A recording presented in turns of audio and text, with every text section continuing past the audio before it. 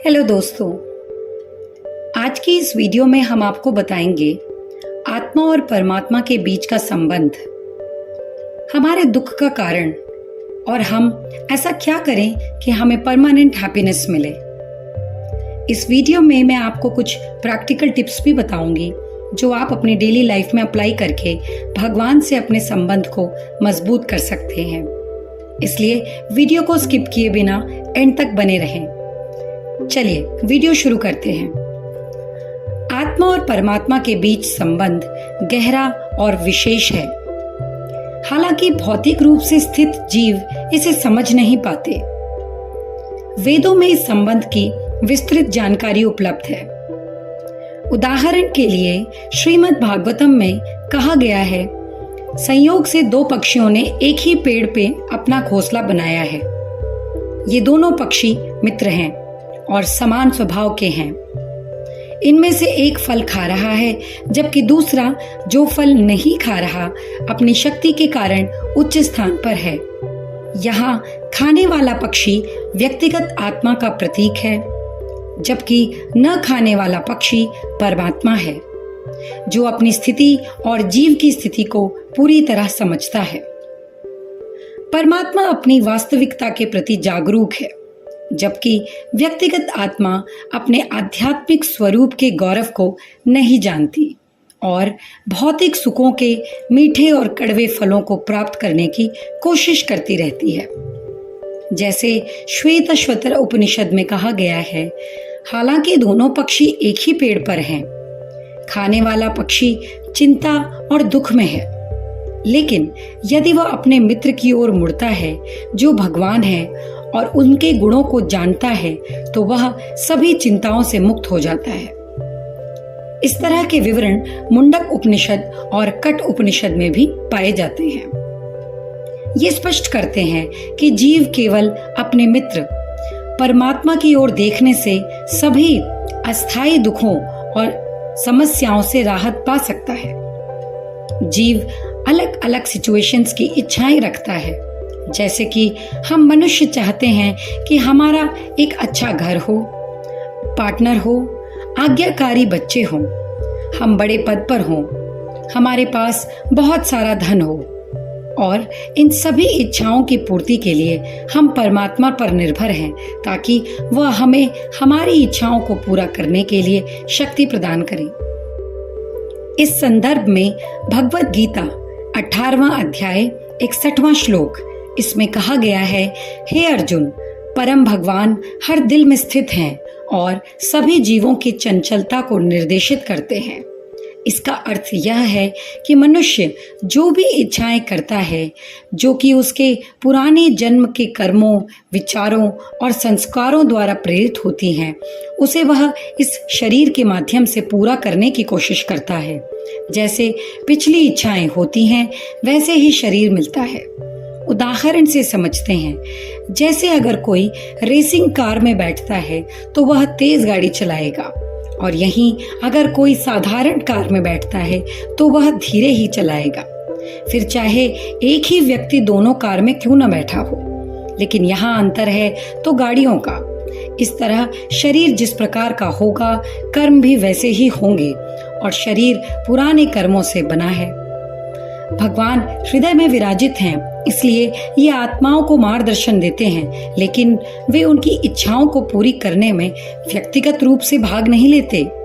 वे भौतिक प्रकृति के कार्यों के माध्यम से इच्छाओं की पूर्ति की व्यवस्था करते हैं, यानी कि मटेरियल वर्ल्ड में सभी चीजें प्रोवाइड करते हैं ताकि हम अपनी बुद्धि से अपनी इच्छाएं पूरी कर सकें। इसलिए जीव अपनी इच्छाओं को पूरी करने के लिए स्वतंत्र है, लेकिन परमात्मा उसके किए हुए कामों और रिस्पॉन्स या रिएक्शन के लिए जिम्मेदार नहीं है। यदि जीव ऐसे काम करते हैं जो प्राकृतिक नियमों का उल्लंघन करते हैं तो उनके परिणाम स्वरूप उन्हें दंड भोगना होगा।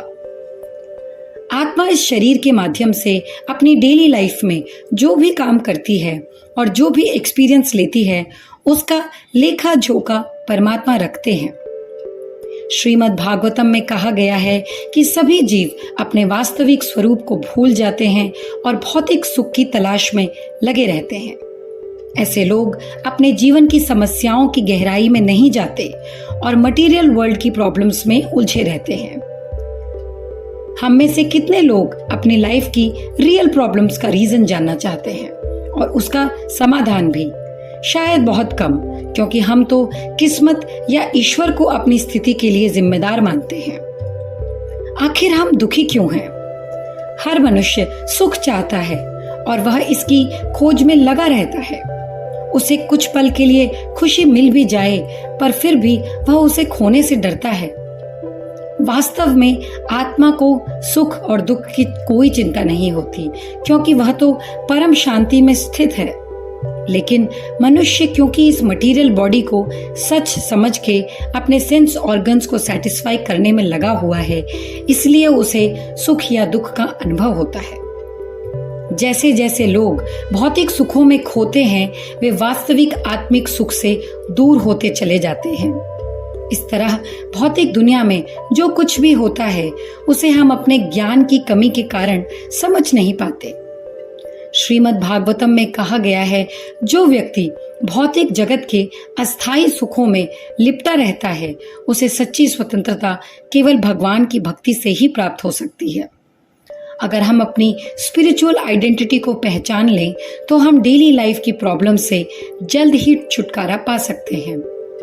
छांदोग्य उपनिषद कहता है, जो अपने आत्मा को समझता है वह आत्मा में आनंदित रहता है। ऐसे व्यक्ति को सच्ची खुशी और शांति मिलती है। कट उपनिषद में बताया गया है कि जो लोग आत्मा को पहचानते हैं और परमात्मा को अपने हृदय में देखते हैं, उन्हें शाश्वत सुख और शांति प्राप्त होती है। आध्यात्मिक रूप से जागरूक व्यक्ति न केवल इस भौतिक जीवन में संतुष्ट रहता है, बल्कि उसे अपने वास्तविक आत्मिक स्वरूप की पहचान होने पर असीम आनंद की अनुभूति होती है। भगवत गीता में 18वें अध्याय के 54 श्लोक में कहा गया है, जो व्यक्ति इस प्रकार आत्मिक रूप से स्थित है, वह तुरंत परब्रह्म का अनुभव करता है और पूरी तरह आनंदित रहता है। इस प्रकार आत्मिक पहचान को समझकर व्यक्ति स्थायी खुशी और संतोष प्राप्त कर सकता है, जो भौतिक दुनिया की अस्थायी समस्याओं से परे है। द साइंस ऑफ सोल, आत्मा का विज्ञान टॉपिक पे ये हमारा चौथा वीडियो है। इसके पहले की 3 वीडियोस आप हमारे चैनल पर जाकर देख सकते हैं। अगर आपने हमारा चैनल सब्सक्राइब नहीं किया तो अभी कर लीजिए। दोस्तों, इन चारों वीडियोस को समराइज करते हुए मैं कुछ बातें कहना चाहूंगी जिसका हमें ध्यान रखना चाहिए। पहला, मैं शरीर नहीं आत्मा हूं, इसका बोध कराना खुद को जरूरी है। दूसरा, कोई भी मुश्किल या डिफिकल्टी फेस करते समय ये याद रखना कि ये मेरे पुराने जन्मों के कर्म और विचार का परिणाम है और इसके लिए मैं ही जिम्मेदार हूं। तीसरा, ईश्वर को हर स्थिति के लिए धन्यवाद करना, अच्छे बुरे दोनों सिचुएशंस के लिए। बुरे सिचुएशंस में ईश्वर को ये कहना कि थैंक यू, आपने मुझे कोयले से हीरा बनाने की कोशिश की और इसलिए मैं तराशा जा रहा हूँ। मैं इस डिफिकल्टी को स्वीकार करता हूँ।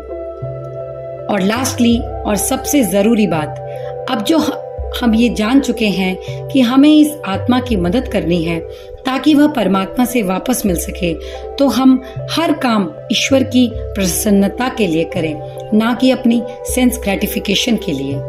इस वीडियो में इतना ही दोस्तों, मिलते हैं अगले वीडियो में। Thank you.